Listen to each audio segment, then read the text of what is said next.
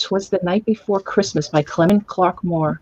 'Twas the night before Christmas when all through the house not a creature was stirring, not even a mouse. The stockings were hung by the chimney with care, in hopes that St. Nicholas soon would be there. The children were nestled all snug in their beds, while visions of sugar plums danced in their heads. And Mamma in her kerchief and I in my cap had just settled our brains for a long winter's nap. When out on the rooftop arose such a clatter, I sprang to my bed to see what was the matter. Away to the window I flew like a flash, tore open the shutter and threw up the sash. The moon on the breast of the new-fallen snow gave the luster of midday to the objects below, when what to my wondering eyes should appear but a miniature sleigh and 8 tiny reindeer. With an old driver so lively and quick, I knew in a moment it must be St. Nick. More rapid than eagles, the courses they came, and he whistled and shouted and called them by name. Now Dancer, now Dasher, now Dancer, now Prancer and Vixen, on Comet, on Cupid, on Donner, on Blitzen, to the top of the porch, to the top of the wall. Now dash away, dash away, dash away all.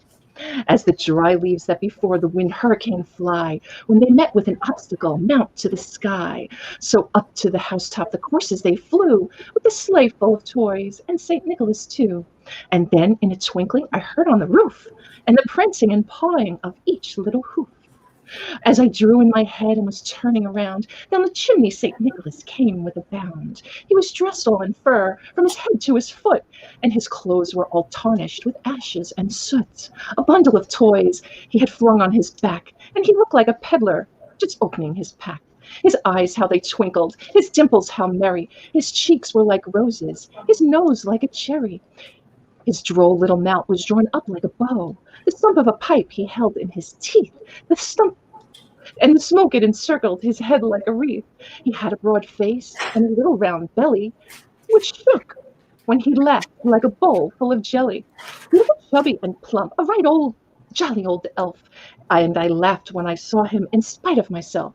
A wink of his eye and a twist of his head soon gave me to know I had nothing to dread.